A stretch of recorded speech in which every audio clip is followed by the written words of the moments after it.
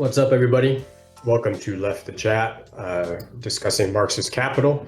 Today we are covering parts 5 through 7, with the exception of chapter 25, that is part of part 7. I just want to remind everybody, we're reading this book and analyzing it and summarizing it on a very surface level. You could get really in-depth with these concepts and the formulae and different things. There's a whole chapter here we're going to discuss briefly that's all just about the formula again and about reaching surplus value in that. So, Steve, any quick comments before we get into it? No, you pretty much said what I kind of had on my mind. We're not getting into nitty gritty. I think in other chapters, especially towards the beginning of the book, we got pretty nitty gritty, and then the videos got kind of out of hand.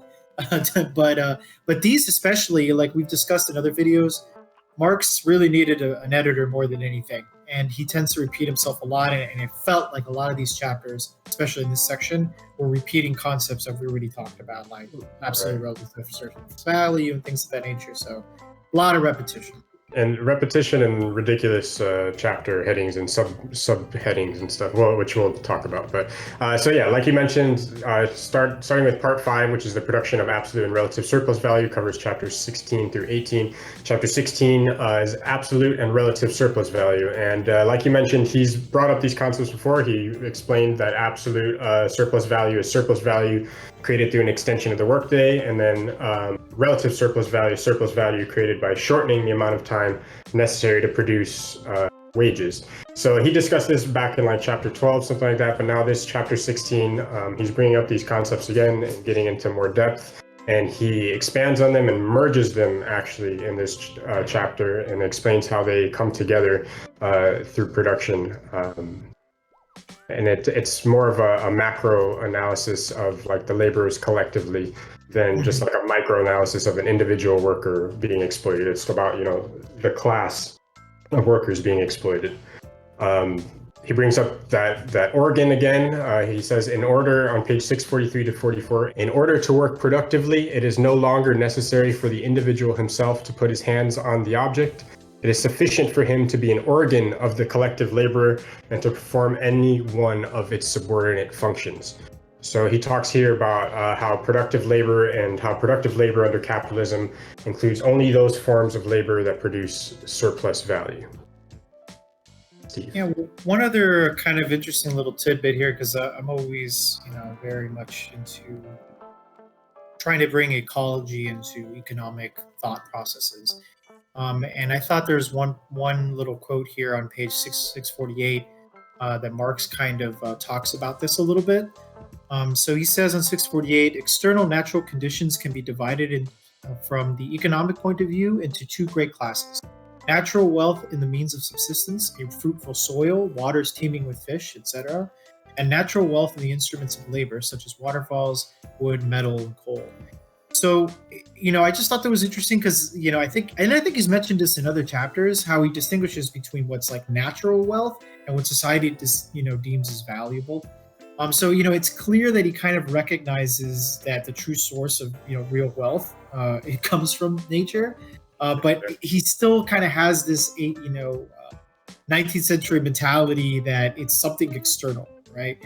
And I always felt like this was kind of a great fault of the classical economists, and even economists to this day, some of them treat it as like something separate. Like the natural world is something separate from, normal human activity. And I think that's one of the biggest, misconceptions that we have that need to be corrected, is that whole idea that man and nature are separate when it's not the case. So basically the crux of this chapter is how, again, I mentioned how relative surplus value eventually merges with absolute surplus value, and he kind of sums it up with the following. Relative surplus value is absolute because it requires the absolute prolongation of the workday beyond the labor time necessary to the existence of the worker itself.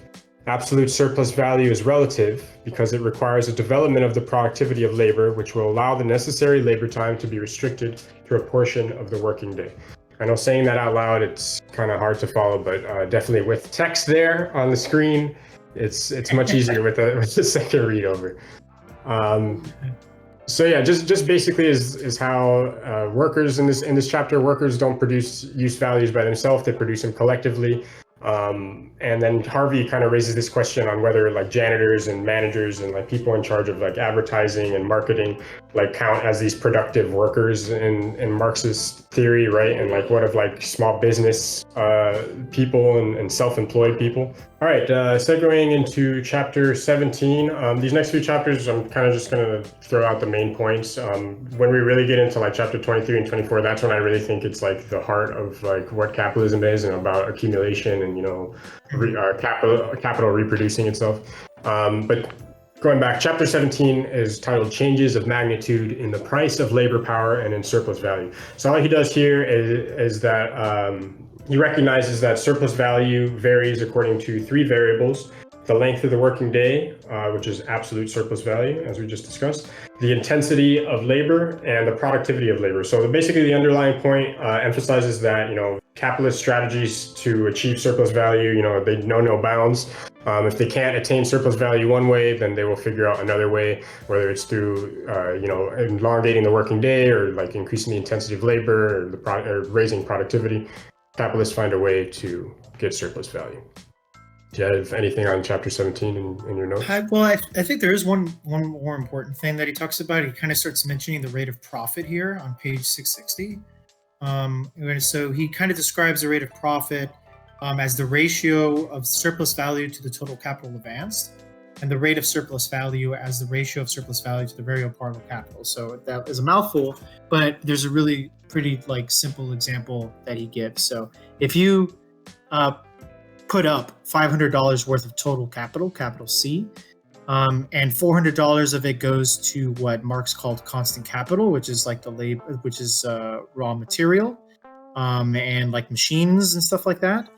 And then $100 goes to wages, which is variable capital. And then he assumes that, let's say, out of this productive process, $100 of surplus value is created. All right. So $400 of constant, 100 in variable capital, and then 100 surplus value that is created out of profit.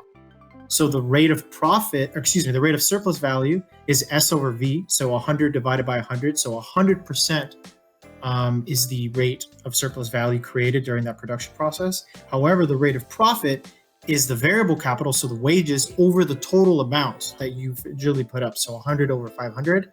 So the rate of profit ends up being only 20%. So that was just like an important distinction that I thought was you know, a key point in this chapter. Is differentiating between these two rates. Okay, and you brought up a little formula there, and that's basically what all chapter 18 is then about. Is he just again goes over all these like formulas for interpreting the rate of surplus value and all these wonderful mathematical equations. And it's just repetition. It's basically talking about things that have been discussed earlier on. Yeah, a lot of the things that he talked about here, you know, I put in my notes. You know, the whole idea that that capitalists invest a lot into, you know, increasing the intensity of labor to kind of expand that rate of profit. But you would think that if we're working harder for a short amount of time, we should be able to enjoy a greater part of our day instead of being stuck in the working day, but that never happens, right? They always just extend the working day anyway. So he hits that on again, like on page 667. You know, he says, in a capitalist society, free time is produced for one class by the conversion of the whole lifetime of the masses into labor time. You know, so basically his whole idea is that like there's a small section of the society that makes everyone else do most of the work, and they just kind of capture all of that free time that's supposedly gained by these increases in productivity through the intensification of labor and other means. But again, these are things that he's talked about in other chapters, so he kind of reiterates again. Yep. A lot of repetition. So that's the end of part 5. Part 6 is then all about wages. It's kind of a little bit pedestrian, these chapters. It's a little just explaining certain concepts that are kind of and not very well like written either, but pedestrian concepts like about time wages and piece wages, which we'll talk about now. Chapter 19 is the transformation of the value and respectively the price of labor power into wages.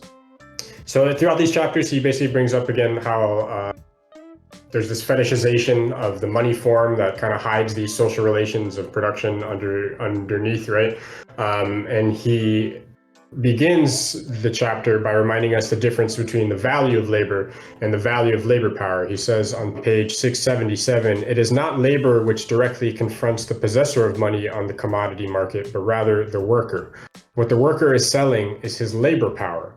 As soon as his labor power actually begins, it has already ceased to belong to him. It can no longer be sold by him. Labor is the substance and the imminent measure of value, but it has no value itself." So again, he's just saying that the value of labor is a fetish concept, and it's disguised as this idea of the value of labor power. I thought there were a couple of interesting passages. That was one of them. But I thought that it was interesting because of how like the entire labor market functions, right? Like I'm a worker and I possess a certain set of skills, right? And I go to the market and someone buys my labor. But they're purchasing not me as the worker, Steven, they're purchasing a specific function, right? Like I am a systems engineer or whatever, and that function carries a certain price to the market. However, I'm not a piece of machinery, right? I could do more than one thing. And I could fulfill multiple functions over the course of my employment. So what I'm trying to say is that, in a way, capitalists shouldn't see us as purchasing workers as the purchase of not a specific function, but as an entire labor power, right? You can use your brain in different ways. Like one day I could be a systems engineer, another day I could be a programmer, another day I could be something else, right? It just depends on, what you actually want to use me for. And this kind of flexibility, I think, a way of thinking allows workers the ability to move from one role to the other, have, I guess, more job security. But it also, I guess, has like a double-edged sword, right? Because the capitalists could use that to exploit workers more easily and say, well, instead of you just fulfilling one function, you can fulfill, 3 different. Yeah, to that effect, I wanted to bring up something. Somebody I know was asked, oh, can you cover reception when like you're here and like, right? Mm-hmm. So even though your main job isn't reception, but then are you being exploited more? Like, are you going to then get the receptionist wages on top of your like wages, right? So. Right. Yeah, it could be used to exploit people. Yeah, that's definitely the double-edged sword part, and I obviously completely realize that. But I also kind of see the other side. So what I'm trying to say is like, but like maybe during the course of my employment for however many years, you no longer need a systems engineer, but that doesn't necessarily mean that's all I can do, right? I can do something else. You don't have to throw me out of the business because my immediate function, because I'm not just like, a machine that does one thing. I can be trained to do something else or whatever. You know what I'm saying? That's just one thing that I thought was interesting. But it's about this whole concept that capitalists go to the market purchasing a specific function instead of viewing it as like the total person. So then chapter 20, time wages, it's just what and how time wages work, and like how, you receive a portion of your entire pay by an hourly rate, whatever. You had more on this if you want to mention. That's really all I have to say about chapter. Yeah, I can kind of talk about this a little bit. So I'll kind of throw out some quotes here, and then I'll kind of give my little commentary on it. So on pages like 686 and 689, Marx kind of talks about, what it's like to work as, via time wages, right? And he starts off by saying, in the previous chapters, we saw the destructive consequences of overwork. But here we come upon the origin of sufferings which arise for the worker out of being insufficiently employed. The increase in the price of labor when the working day is extended beyond a certain normal limit takes place in various industries in such a way that the low price of labor during the so-called normal time compels the worker to work during the better paid overtime if he wishes to obtain sufficient wages at all. The lower the price of labor, the greater must be the quantity of labor, or the longer must be the working day, for the worker to secure even a miserable average wage. The low level of the price of labor acts here as a stimulus to the extension of the labor time. So I thought this was really interesting, and basically what he's saying here is that, we're paying you shit during your normal working hours, your 8-hour working day, so that we encourage you, underhandedly to work beyond the normal time to actually make enough money to pay the things you need to pay for. And I felt these passages kind of blew my mind a little bit, because I felt like this happened to me at the beginning of my tech career. I was an hourly employee, paid way below market value during my normal working hours. However, my manager consistently encouraged me to continue working after this time, and always paid my overtime and never like said, don't do it.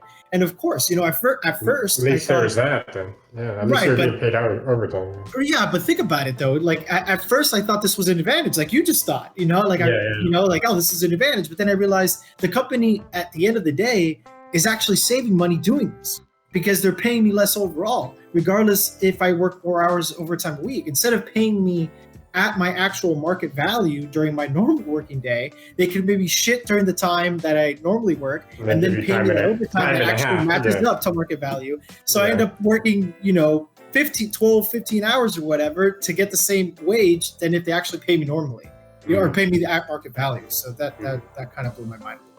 Is anything else on time wages? Or you want to move on to 21? No, I mean, this is all stuff I think people kind of just already know. That's what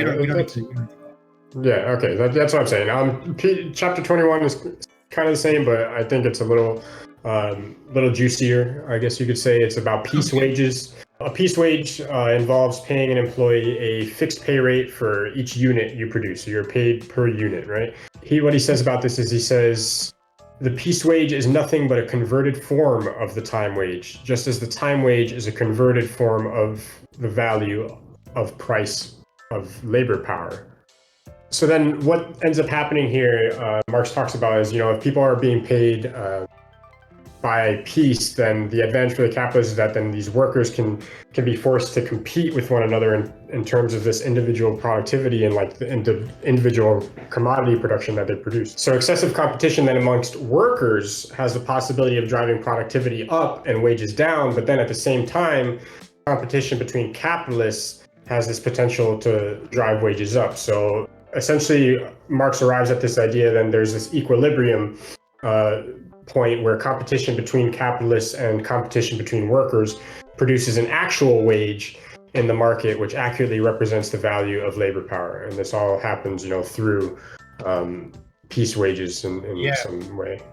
Yeah, I think he mentions there that the piece wage system is the most appropriate in the capitalist form of production. Yeah, and of course it is, right? They're paying you for exactly what the products that you produce, right? Not paying you an hour or a salary. It's like, and it made me think of the Immokalee farm workers down here in Florida.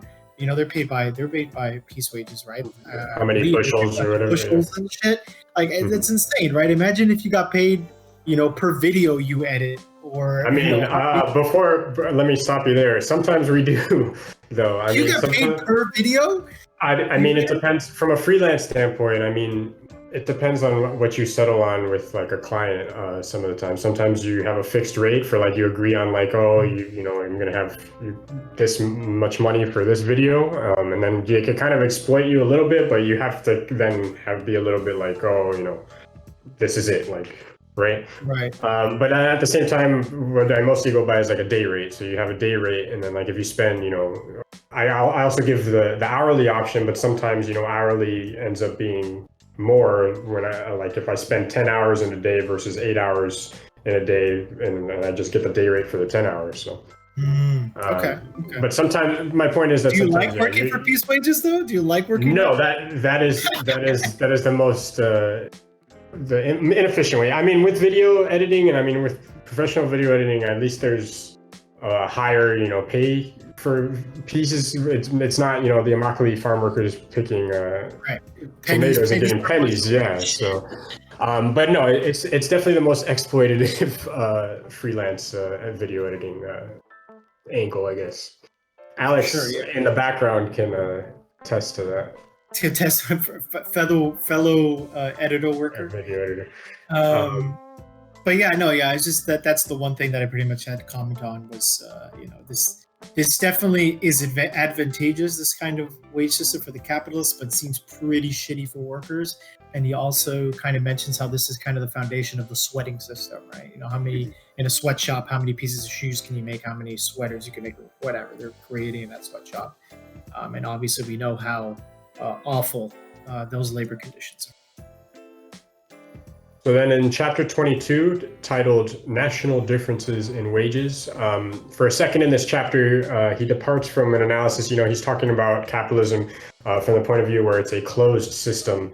And it's the same no matter what country you're in, right? So, but in this chapter, he briefly talks about how wages can vary geographically depending on differences in different geographic areas. From the standard of living there cost more or less. States and histories of class struggle in the countries. Remember he talks about how there's this butting heads between the capitalist class and the class. And the workers that creates changes, fluctuations in wages, right? Or even just the degrees of civilization in certain places. If a country can't create factories, then they still need to go by like handicraft, right? Right. They're basically the wages are going to differ depending on the environmental and industrial conditions the country is in, and that's going to create different wage systems and different the different values of labor power. That's what I basically got out of the chapter. The only kind of interesting thing, I guess, this is just me speaking hypothetically or speculatively, but eventually, which kind of leads into the next chapter. He, at the beginning, he mentions primitive accumulation. So I'm wondering if those differences, certain countries have advantages over others, right? And there's unequal exchange going on when you start having trade between countries. And maybe this is how capitalists, or one of the ways that how original capitalists, accumulated capital at the beginning in order to become eventually industrial capitalists through exploitation of these unequal exchanges in countries. That's the only thing that I could kind of see, maybe through this in here. Maybe we'll see that later. But yeah, that's all. I mean, you see it now. It's kind of, with global capitalism and paying shit wages to people in other countries for stuff that comes and gets sold here. So you're right. That's absolutely true. Right. Yeah. So maybe this is what he was eventually getting at. Yeah. Moving on to part 7, the process of accumulation of capital. Accumulation. That's what I was saying is really the crux of what capitalism is about, is getting more capital and reproducing itself, and more power to the capitalists is their end goal. There is a little preface to chapter 23 through 25, which is part 7. There's a little preface where Harvey actually points out in his companion that Marx's conclusions are not universal statements, but they're contingent findings. And they're based on and limited by his assumptions. So Harvey's even giving a critical view here that Marx's own analysis is a little restrictive in certain ways. In the preface, he even says, in the following pages, we shall assume that capital passes through its process of circulation in the normal way. Basically saying that it's a closed system, and it's like I said, a restrictive assumption to base analysis from, but here we go. Yeah, well, I think one important thing to realize here, though, is that he's basically saying that there's no problem with realization. Meaning there's no problem with I'm able to buy shit, make shit, and then sell it afterwards, and there's no issue in that whole circulation. That I will be able to sell the thing at the end of it. And that's the main assumption he's making, at least in this volume. And the other volumes, apparently, I think specifically in chapter 2, he starts talking about problems with realization. Not here. Right. Yeah. He doesn't factor in effective demand, which we'll talk about a little bit here coming up. So chapter 23, titled Simple Reproduction. On page 711, he says, if production has a capitalist form, so too will reproduction. So part of what the capitalist captures in terms of new wealth has to then be put into reproducing the system, right? So that means then that surplus value has to recirculate back into simple reproduction. There is a quote that I wanted to read at length that I wanted to find. It's the last paragraph, 2 paragraphs of the chapter, but it kind of summarizes the chapter, and then we could talk a little bit about it. He says, capitalist production therefore reproduces in the course of its own process the separation between labor power and the conditions of labor. It thereby reproduces and perpetuates the conditions under which the worker is exploited. It incessantly forces him to sell his labor power in order to live, and enables the capitalist to purchase labor power in order that he may enrich himself. It is no longer a mere accident that capitalist and worker confront each other in the market as buyer and seller. It is the alternating rhythm of the process itself which throws the worker back onto the market again and again as a seller of his labor power, and continually transforms his own product into a means by which another man can purchase him. Here's the important part. In reality, the worker belongs to capital before he has sold himself to the capitalist. His economic bondage is at once mediated through and concealed by the periodic renewal of the act by which he sells himself, his change of masters, and the oscillations in the market price of his labor. And final paragraph, the capitalist process of production, therefore, seen as a total connected process, i.e. a process of reproduction, produces not only commodities, not only surplus value, but it also produces and reproduces the capital relation itself. On the one hand, the capitalist, on the other hand, the wage laborer. I think that's basically summarizing how capitalism has to reproduce itself by renewing means of production and purchasing more labor power in order to then accumulate more capital, make more money, and gain more power. So this goes back to many points that we've made earlier, that workers are essentially here are not only responsible for the creation of use values, which the capitalist appropriates and then bring to the market and then sell for their exchange values. But it's the workers as a class who largely consume the products they themselves create, right? And without this large class of consumers, capitalism, ceases to function. And so having a large class of workers is essential to the capitalist system. So in order to perpetuate that system, wages and things of that nature are kept very low, so as to never allow these workers to accumulate enough capital to not have to continuously return to the labor market to survive, right? So that's like the main thing I got out of this, is that you're never paid well enough to accumulate enough yourself, and that's not by accident. And also the fact that just the nature of production itself, in the sense of the products that we produce, especially nowadays, I feel like, things don't last, right? We have to continuously purchase goods for our own survival because these things break down quickly, and because they're made very cheaply, right? You have to constantly go back and, it's not like you come here and buy a chair one day and it's going to last you 10 years, and then shit will break down in like 2-3 years. You have to go buy another fucking chair, and that's decisions that we've made in the production process to get things out into the market quickly, but also to bring you back to the market. I think it's not really made for you to buy this one thing and use it for a long time. That's why there's this whole movement now, like with maker labs and like the right to repair has all come back.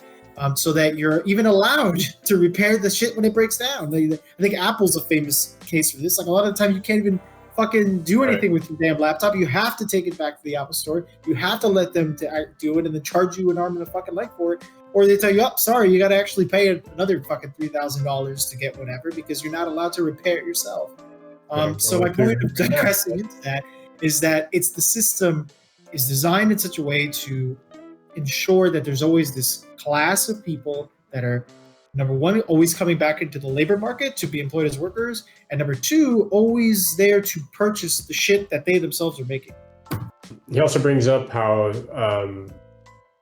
it's the worker's labor of, what he says, of last week or of last year that pays for his labor power of the week or this year. So he talks about what we talked about, how people advance their labor power to the capitalists.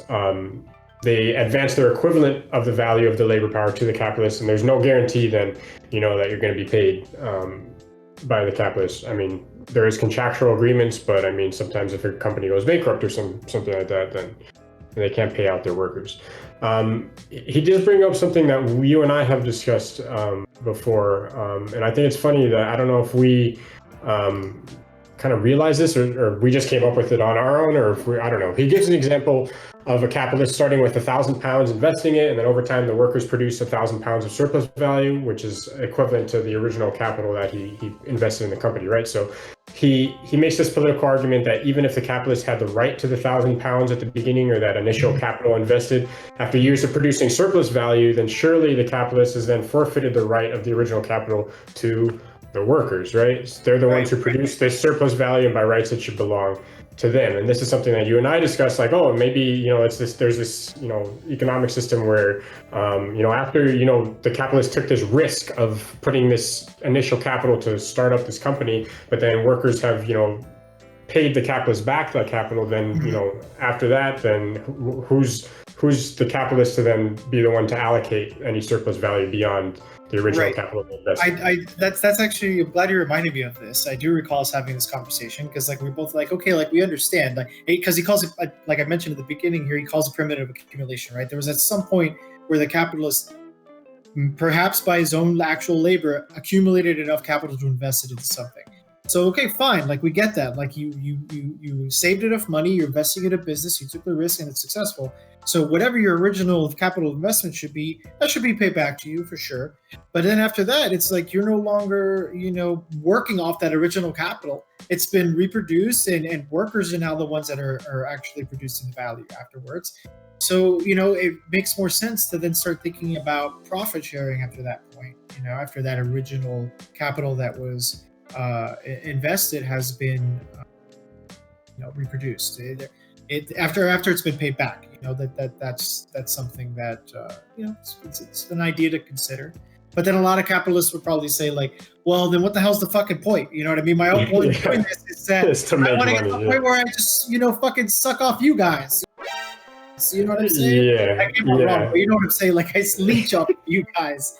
Instead of me actually putting my own blood, sweat, and tears. The whole point of this is that I don't have to do that eventually. Yeah, Harvey says what you basically just said, that the implication of what Marx is saying here is that in order to challenge capitalism, it is necessary to challenge not only the whole notion of rights, how people think about rights and how people think about property, but also the material process whereby surpluses are both created and appropriated by capital. So yeah, you're really kind of testing the capitalist power there. If they're going to say, what's the point, like you said.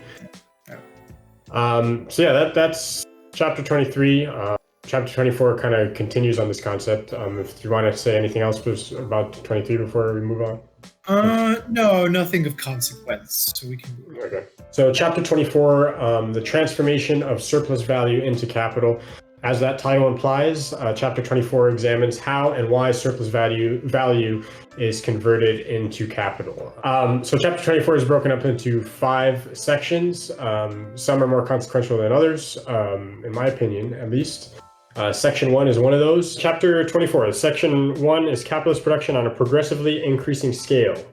That's the short title. So he says on 725, the employment of surplus value as capital or its reconversion into capital is called accumulation of capital. So this is when he talks about how accumulation occurs when surplus value is reinvested in buying and using more means of production and more labor power to produce more commodities. So the part of surplus value that is then reinvested as capital is considered accumulation.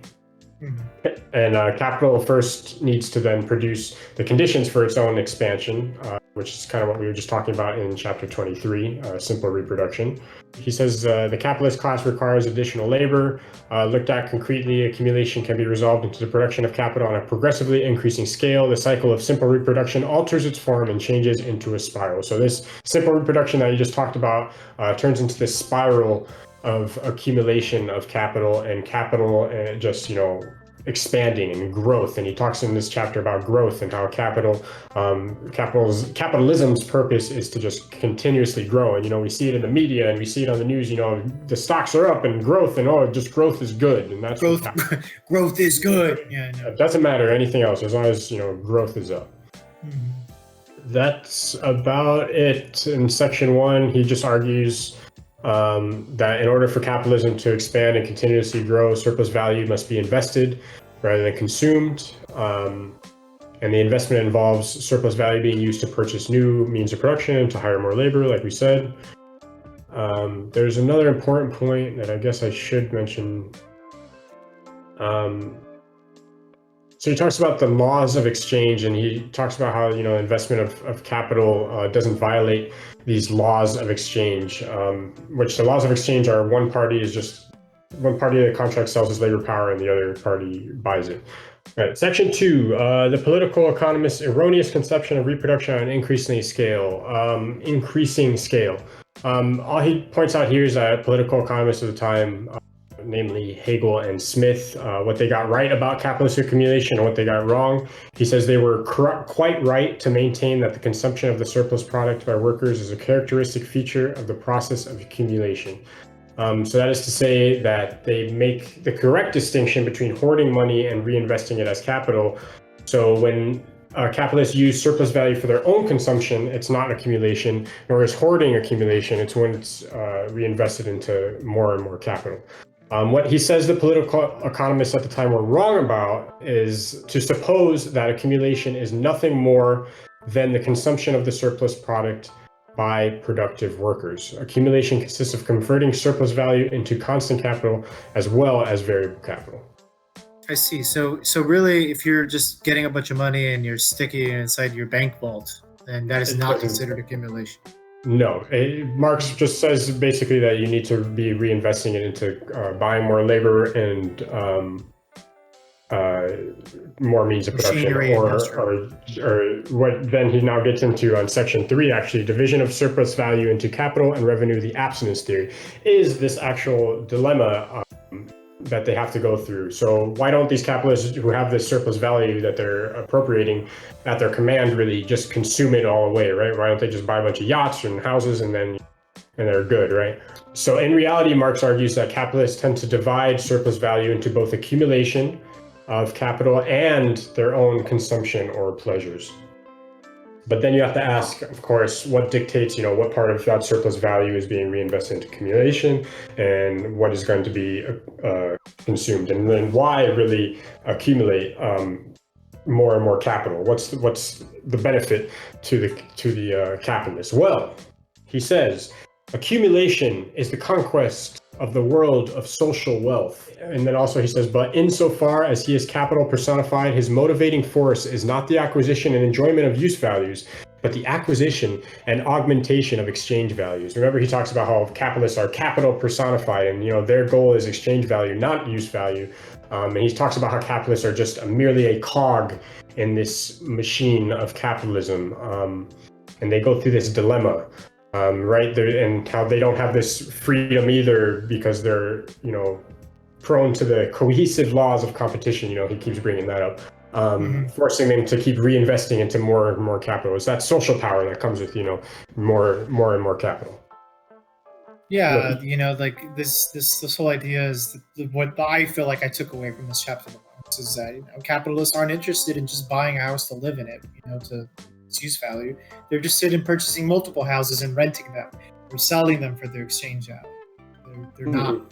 They live in a completely different world, and they're not interested in actually, using things for their use. They're merely interested in how much they view everything as an investment. Right? They view it not necessarily as like, I'm gonna I need this. It's like, I'm gonna get this so that I can use it to get me more. At the end of the day, more money, right? Like in order so they don't have to come to the labor market and sell their labor, like the rest of us schmucks need to do. And on this page too, I think further down, he also makes this point in this quote here. It says, moreover, the development of capitalist production makes it necessary to constantly increase the amount of capital laid out in a given undertaking. And competition subordinates every individual capitalist to the eminent laws of capitalist production and external and coercive laws. I think you started to talk about this, right? Like competition compels the capitalist class to accumulate for fear of losing his already accumulated capital, right? And leading to like a vicious cycle of accumulations for accumulation. Yeah. That's kind of the main crux that I got out of this chapter. And he brings up one thing that caught my eye is that he suggests that there's this Faustian, and I'll explain now what that means, the Faustian dilemma within the mind of the capitalist. He says, two souls, alas, do dwell within his breast. The one is ever parting from the other. So this caught my attention because you and I both read this book, Talking to My Daughter About the Economy, by Yanis Varoufakis, who's a Greek Marxist economist. And he brings up this play, Dr. Faustus, by Christopher Marlowe a lot in that. So that led me to actually read Dr. Faustus, which is written in very old English and Whew, how was that? it's really short, and it's just a really interesting thing. So I just wanted not to go on too much of a tangent, explain what that's about really quick. You know, Dr. Faustus is this he's a doctor, right? He's a like professor or some shit like that. But and he knows all this he has all this knowledge, so he wants to then turn to magic, and he wants to learn magic. So he makes a deal with the devil to learn to be able to do magic, but he kind of does all these parlor tricks. He sells his soul to the devil, and the devil's like, oh, you have like 24 years or something like that of being able to do magic, but then your soul's mine. And before he signs the deal with the devil, he's like, he kind of goes through this dilemma of like, oh, should I just repent now and like be good, or should I like actually, go through with the deal? So that's then kind of part of what Marx is suggesting here, this Faustian dilemma that the capitalist goes through, whether I accumulate more capital or not, I guess is what he's saying. At the end of Dr. Faustus, I mean, he regrets it. I mean, after 24 years. Does he sign it? Does he sign the deal? Yeah, he signs it, and he basically goes around the world. He gets known for doing like kind of just stupid little like magic parlor tricks. Like like one prince or king or some shit, he grows like antlers on his head or something like that. And he does these little things. And then at the end, he's like a really shitty fucking deal. That's basically, I mean, look, that's him with the fucking, it's one of the devil's like handmaids or servants that like helps him or some shit. At the end of it, he's about to like have his soul taken by the devil, and then he's like, oh damn, should I repent like in these final moments? And that's one of the other dilemmas that he like goes through. But then the devil, Mephistopheles or whatever, something like that is his name, he like shows him like some, I don't know, something beautiful, some like the 7 sirens or some shit like that, and then he's like, oh no, okay, and then he takes his soul, and that's it. So he signs the deal, and he still gets taken to hell. He doesn't repent. He doesn't repent at the end. He has this Faustian dilemma, I guess, and he's like, oh, should I, repent or just go through with it, and that's it. So there's no hope. There's no hope for the capitalists. There's no hope. I guess that's Marx's point there. Yeah. The last quote I wanted to say in section 3 before we move on to the last 2 sections is something that Marx says, 742. He says, accumulate, that is Moses and the prophets. So he's very dramatic in this section, talking about how accumulation is all capitalism's all about growth, like we were talking about. Moving on to 2 more sections here. Section 4 has the absolute ridiculous title, the circumstances which, independently of the proportional division of surplus value into capital and revenue, determine the extent of accumulation, namely the degree of exploitation of labor power, the productivity of labor, the growing difference in the amount between capital employed and capital consumed, and the magnitude of the capital advanced. I must have fallen asleep when I started reading this, because I do not remember that ridiculous section. That's the section title of section 4. But then you go into section 5, which is the so-called labor fund, and that's it. And section 4 is just ridiculous. So I mean, that's the ridiculous title. But all he does here is he provides a more detailed examination into the exploitation of the worker, or how there's this push and pull between the capitalist and the worker in the form of wages. And he talks about here, the constant tendency of capital is to force the cost of labor back towards this absolute zero. At one point he says, if the workers could live on air, it would not be possible to buy them at any price, right? So it's just, decreasing the price of labor at any cost. And he says this zero cost of labor is therefore a limit in a mathematical sense, always beyond reach, because workers can't live on air, right? Although we can always approximate more and more nearly to it, the constant tendency of capital is to force the cost of labor back to absolute zero, yeah. So the goal is to make labor as cheap as possible to reproduce. That's what he says. He does note some ways to gain surplus value without producing anything, such as providing recipes to workers so that they can feed themselves more cheaply. I believe he's bringing it up because it has been done in practice, and I think more recently, like companies still do this.